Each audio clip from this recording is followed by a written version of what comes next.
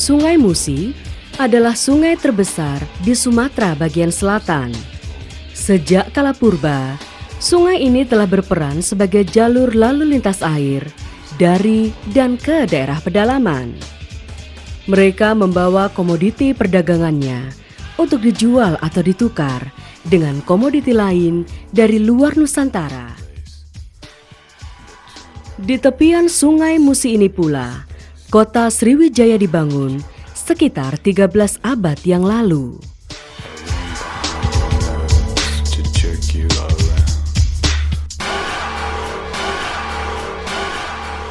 Kota Sriwijaya pada awal berdirinya, yaitu pada sekitar abad ke-7 Masehi, di sebelah barat Palembang sekarang, itu di daerah kaki selatan Bukit Siguntang sampai Bukit Siguntang, itu batas sebelah barat atau sebelah hulu.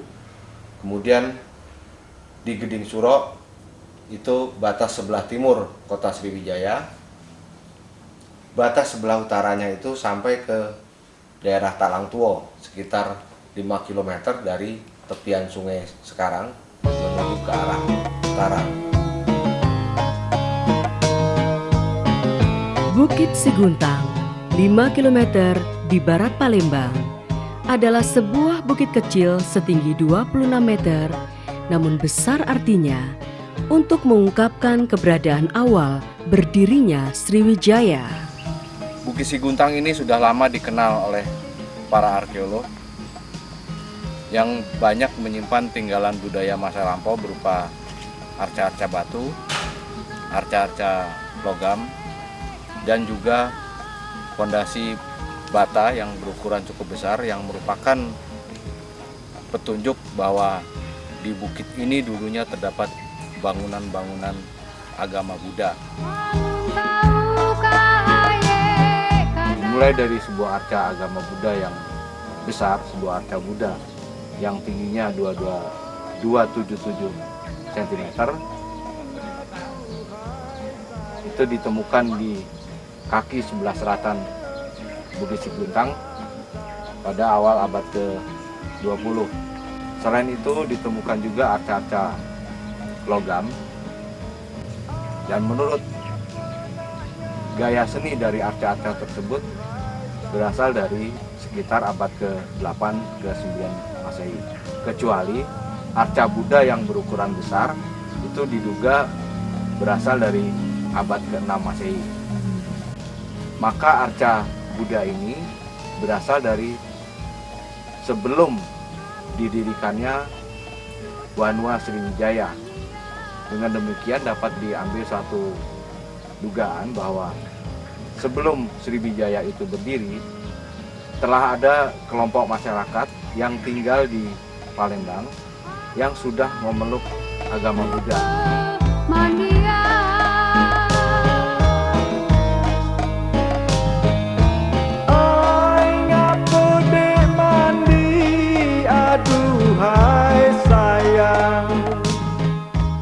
Kemudian, seperti apakah gambaran kota Sriwijaya waktu itu? Gambaran kota Sriwijaya itu dapat kita rekonstruksi kembali.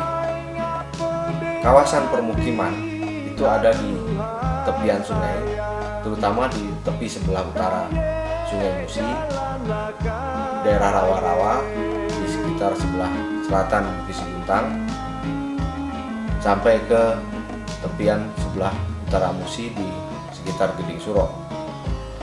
Kemudian bangunan-bangunan keagamaan ditempatkan di lokasi yang lebih tinggi, mulai dari Bukit Siguntang, kemudian ada Candi Angsoka, kemudian ada Sarangwati, dan kemudian yang sebelah hilir adalah bangunan Geding Suro. Sebelah utara, jauh di sebelah utara, itu ditempatkan Taman Sri Setra yang mempunyai tujuan untuk cadangan air ketika musim kemarau tiba.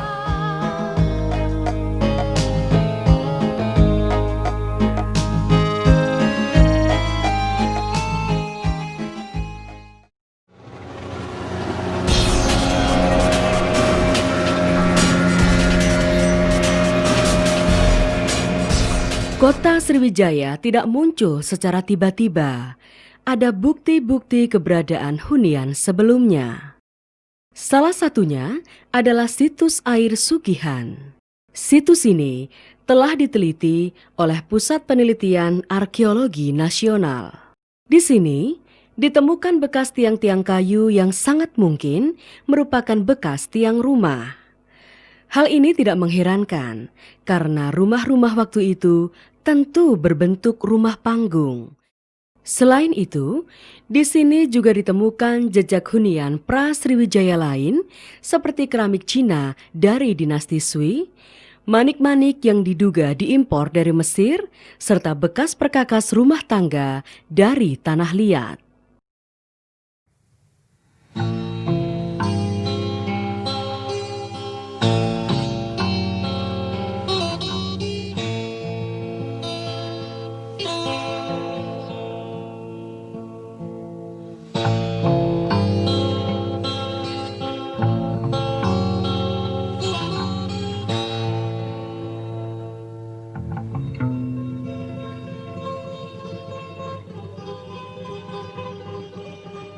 Sisa hunian lainnya sebelum masa Sriwijaya adalah situs Karangagung Tengah di Kecamatan Buyung Lincir, Kabupaten Musi, Banyuasin.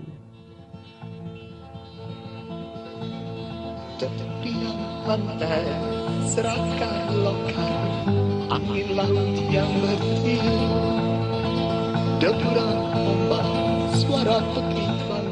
Pada tahun 2000, Balai Arkeologi Palembang melaksanakan penelitian di Karangagung Tengah. Di situs-situs itu kami menemukan pecahan-pecahan tembikar, manik-manik, pecahan-pecahan gelang dari kaca, dan temuan-temuan lain seperti tiang rumah dari kayu.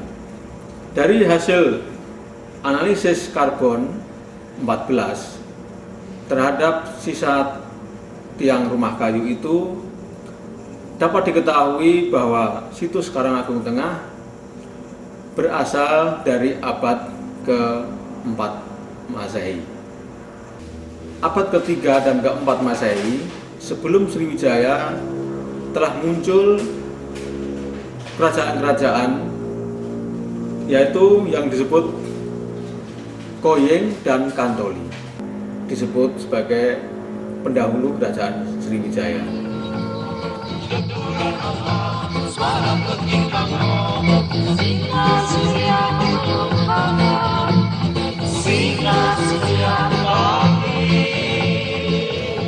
Ini adalah kawasan Karangagung Tengah, di mana situs-situs dari abad ke-4 Masehi atau pra-Sriwijaya ditemukan.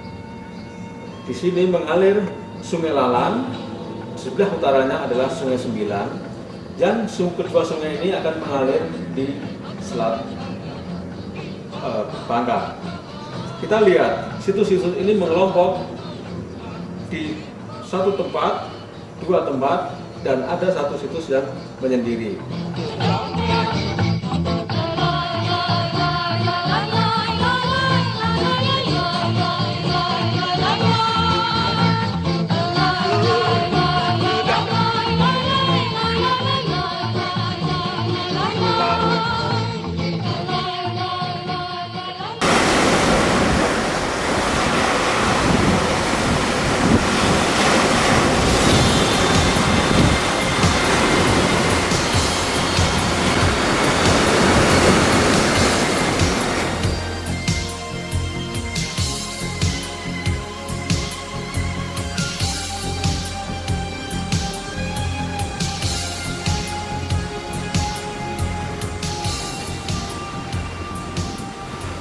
Di seberang muara Sungai Musi, di Pulau Bangka, arkeolog menemukan situs Kota Kapur yang juga sudah ramai sebelum Wanua Sriwijaya berdiri. Kota Kapur merupakan situs penting untuk kajian Sriwijaya karena pada tahun 1892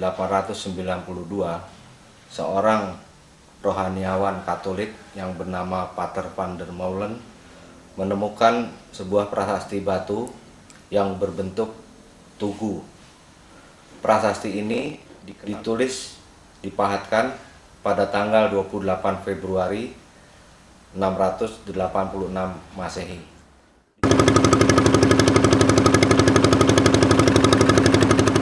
Masuk dari Sungai Mendo dari Muara kira-kira 15 menit perjalanan dengan perahu. Timur dari Sungai Mendo terdapat kawasan daripada situs Kota Kapur, berupa tanah perbukitan yang dikelilingi oleh benteng tanah liat, lebarnya 15 meter dan tingginya hampir 4 meter.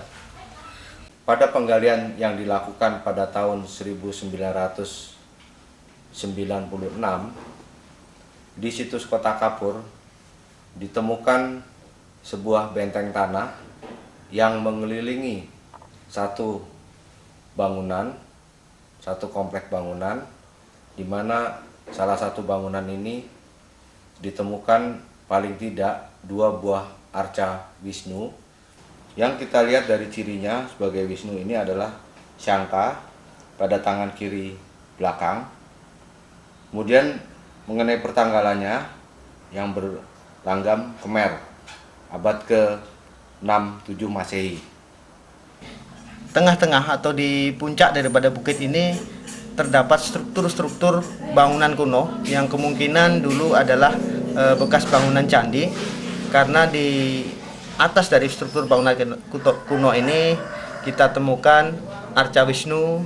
Pada waktu penggalian yang dilakukan tahun 1996 di bagian sumuran bangunan itu ditemukan setumpuk mangkuk-mangkuk keramik yang berasal dari sekitar abad ke-13 Masehi. Ini mengindikasikan bahwa bangunan di Kota Kapur itu masa kelangsungannya cukup lama, yaitu mulai dari abad ke-6 paling tidak sampai ke abad ke-13 Masehi.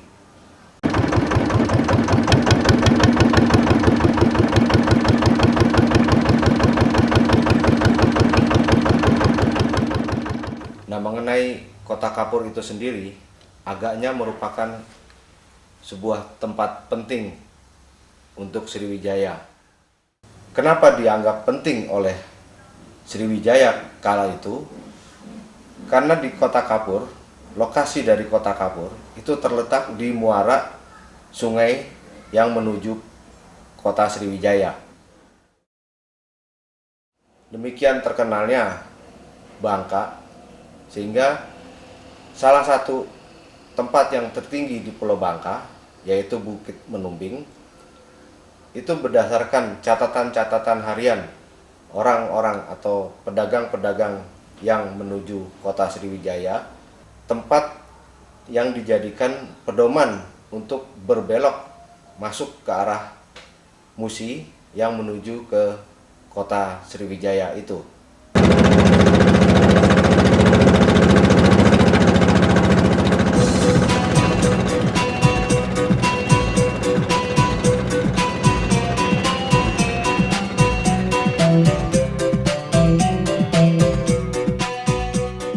Kota Sriwijaya di tepian Musi, tepat di kota Palembang sekarang. Arkeolog membuktikannya melalui jejak dan sisa yang masih ada sekarang, yaitu di Karanganyar, Gedeng Suro, Telaga Batu, Sarangwati, Candi Angsoka, Kambang Unglen, dan Talang Tuwo. Mari mulai dari Karanganyar, yang sekarang menjadi Taman Purbakala Kerajaan Sriwijaya atau TPKS.